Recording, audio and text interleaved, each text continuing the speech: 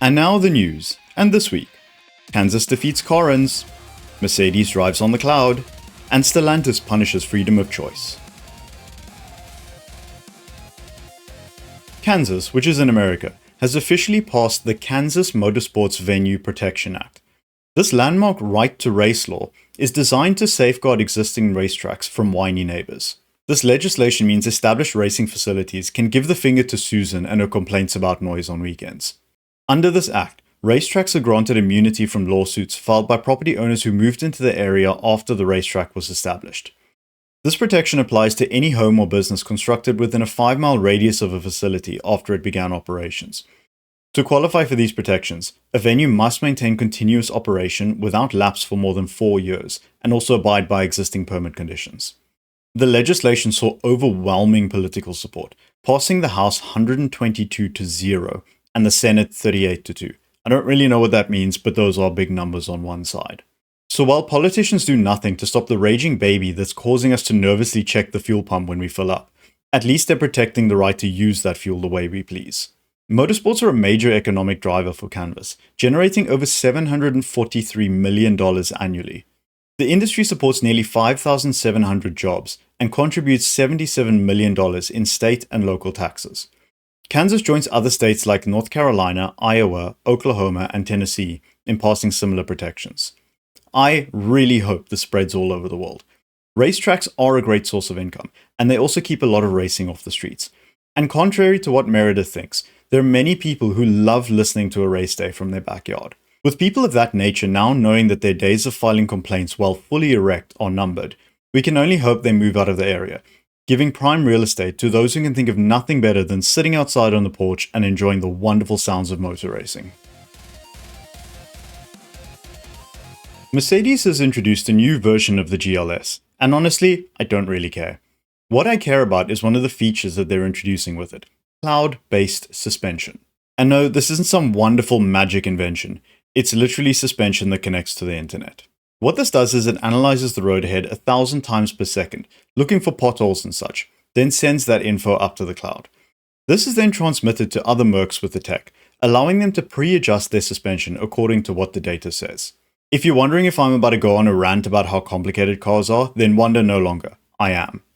This in theory is a great idea because it means your car's prepared for the journey ahead. But it hits a snag the second you leave your driveway, because if you already have a camera on your car looking for road imperfections, there's no benefit to having the data preloaded. If you're in the UK, you know that having yesterday's pothole data is almost irrelevant today, because even if the council fixed the latest crater down the road, unlikely, but stay with me, they will have done such a bad job that the cloud data is useless anyway. You're better off just sticking to the system that reacts in real time and doesn't record all of your driving data and send it off for analysis. So once again, I come back to one of my favorite lines: stop adding tech for tech's sake to cars. It's just another thing that can break, or will end up as a subscription service, or will get turned off altogether down the line.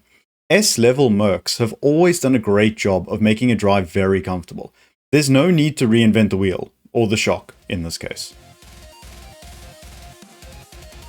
Stellantis, the company known for not making bad decisions more than twice an hour, has decided to turn on its employees.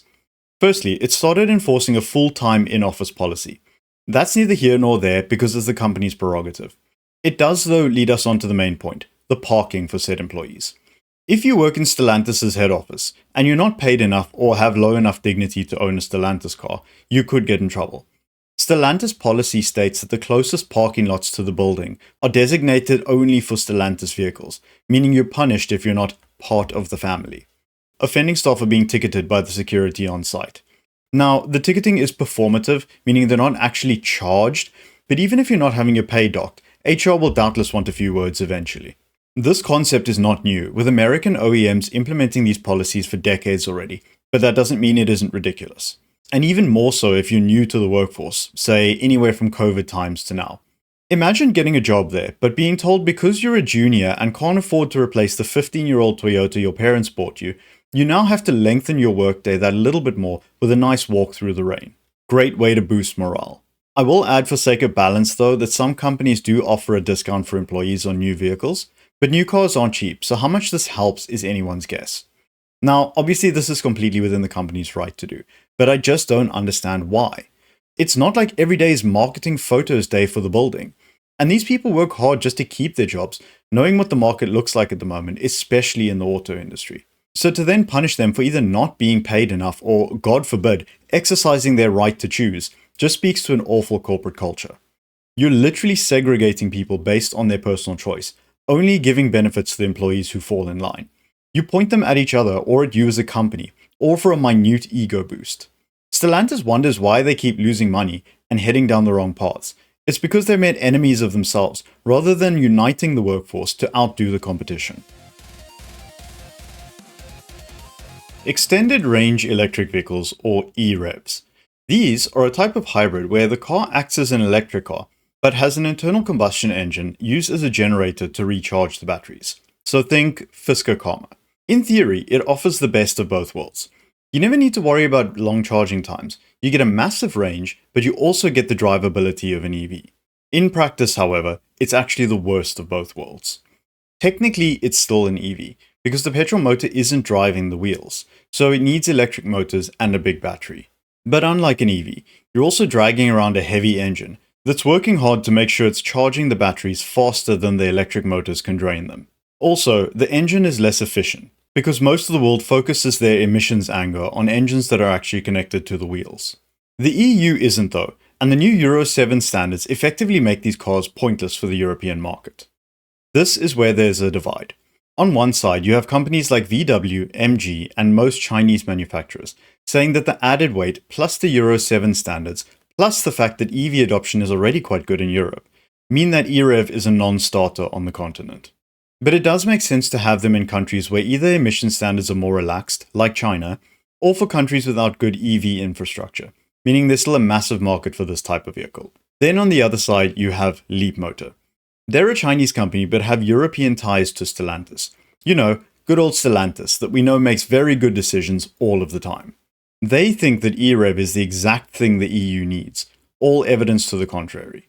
They're not only looking to bring them in, but also opening an EU-based factory to get around tariffs on Chinese-made electric vehicles, which technically EREVs do fall under, because the internal combustion engine does not connect to the wheels.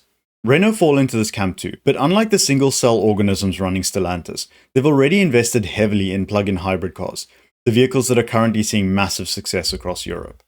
Personally, if I was a company pushing into EREV tech, I would be looking at third-world markets like the US, Africa, or South America. These impoverished regions don't have much EV infrastructure, mainly persisting with ICE and hybrids. Because of this, range anxiety is still a concern over there. So if you can offer a car with the benefits of an electric motor, while easing minds about the range, it could be a winner. But I'm not a psychic, so I am curious to see if Leapmotor's experiment works in the EU. But with enough competitors disagreeing, I wouldn't put money on the EREV's success in Europe. Stellantis continues to involve themselves in segments this week, utterly dominating here.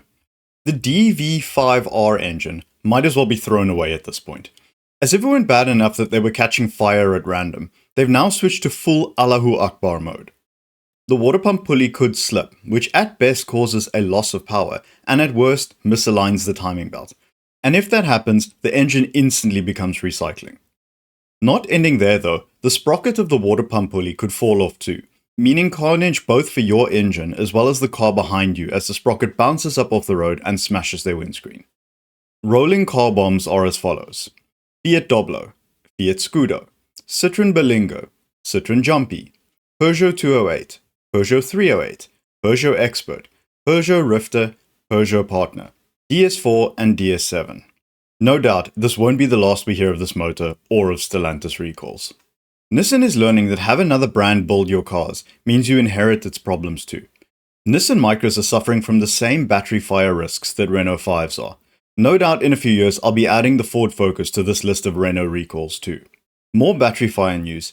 Almost every VW EV is ready to firebomb its owner. During charging, the battery cell could overheat and catch fire. Given we're heading toward the summer, this is something you'd want to keep an eye on. Affected vehicles are the ID Buzz, the ID3, ID4, and ID5. This one is a smaller issue to normal humans, but no doubt an assembler at Volvo has been executed for this. EX30s may have a loose wiring harness for the audio system. This alone would have been acceptable, but apparently it means the seatbelt warning signal might fail too. Given Volvo's reputation for safety, this is likely a capital punishment within the company. Hyundai's latest recall shows they have so much faith in their hardware that they forget to test it properly. Konas have battery monitoring software that doesn't detect thermal instability within the battery, so without a safeguard in place, it could overheat and cause a fire. I know I've gotten lazy and stopped bothering to name this segment, but it could very easily just become "Here are this week's fires." And proving my point is the ever-reliable, for the content in this segment, Ford. Cougars could have a short circuit in the battery, meaning, as per, it catches fire. Aston Martin is looking to go on a run, it seems. The DBX is back, this time with an incorrectly sized bolt that could mean the rear lower suspension arm could shear one of its joints under the right conditions. This is more likely when under heavier torque conditions, so maybe stay away from the drags until it's fixed. Lastly, Toyota has gotten a taste for this segment and seemingly is now moving in. Although while this is a recall, I'd be amazed if anyone but the most autistic of Toyota fans even noticed this at all. The Corolla Cross Hybrid has one speaker for electric mode, for that alien sound you hear coming down the road. Well, apparently it's supposed to have a different volume for driving forwards versus backwards. Who knew?